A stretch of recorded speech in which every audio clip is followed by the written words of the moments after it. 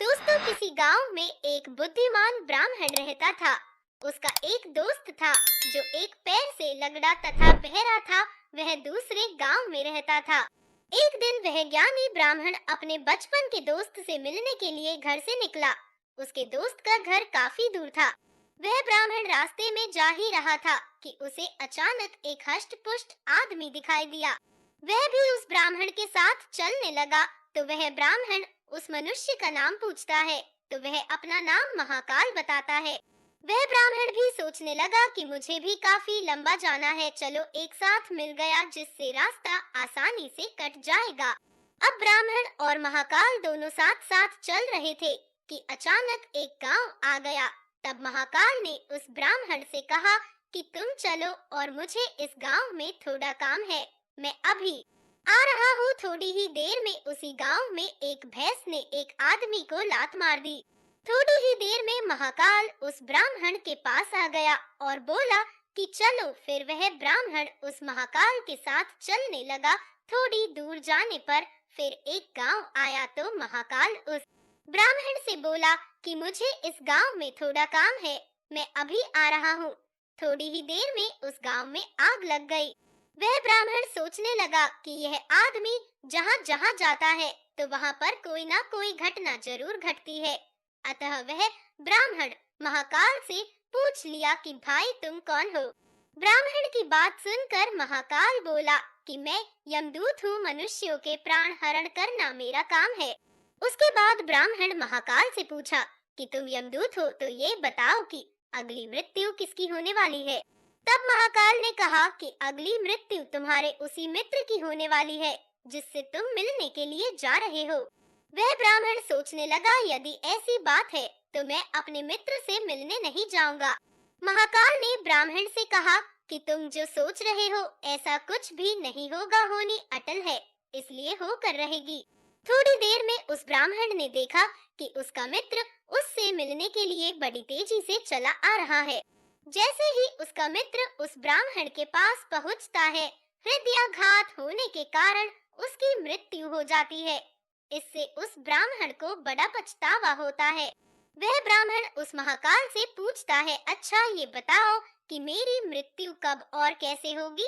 तब महाकाल ने कहा कि तुम्हारी मृत्यु ठीक 6 महीने के बाद दूसरे राज्य में फांसी लगने से होगी। वह ब्राह्मण फिर अपने घर गया और सीधे अपने राज्य के राजा के पास गया और ब्राह्मण ने राजा से सारी बात बता दी। तब राजा ने राज्य सभा में यह प्रश्न सबके सामने रखा।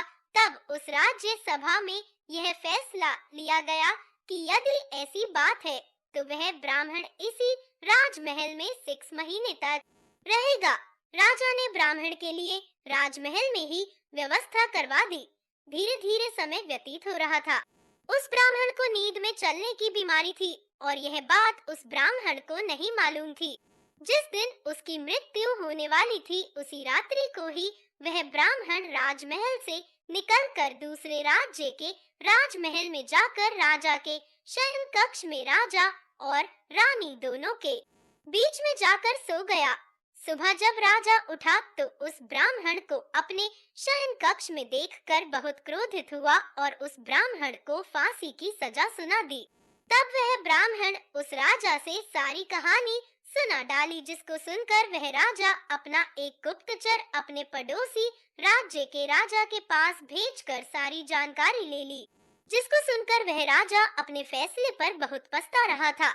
लेकिन उस राज्य का एक नियम था कि एक बार राजा जो सजा सुना दे फिर चाहकर भी उसे नहीं बदल सकता। राजा ने एक राजसभा लगाई और इसका उपाय पूछा। तब उस राजसभा में यह फैसला लिया गया कि एक पतले धागे का फंदा बनाकर आप ब्राह्मण को पहनाकर अपना वचन पूरा कर लीजिए। फंदा पतला होने के कारण ब्राह्मण की मृत्यु भी नहीं होगी और आपके फैसले की लाज भी बच जाएगी। तब एक पतले पतले धागे से फांसी का फंदा बनाया गया और उसके अगले दिन ब्राह्मण के गले में डाल दिया गया और फंदे को खींच दिया गया। सभी ने यह सोचा था कि ब्राह्मण को कुछ नहीं होगा, लेकिन उस पतले धागे की वजह से उस ब्राह्मण का गला कट गया और खून तेजी से निकलने लगा। ज्यादा खून बह जाने की वजह से उस ब्राह्मण की मृत्यु हो गई। शिक्षा दोस्तों हमारे भाग्य में जो लिखा होता है वो हर हाल में होकर ही रहता है, उसे बदला या काटा नहीं जा सकता है। उस ब्राह्मण ने अपने बचने के कितने उपाय किए, लेकिन मृत्यु के आने पर कोई उपाय काम न आया तथा उसकी मृत्यु हो ही गई।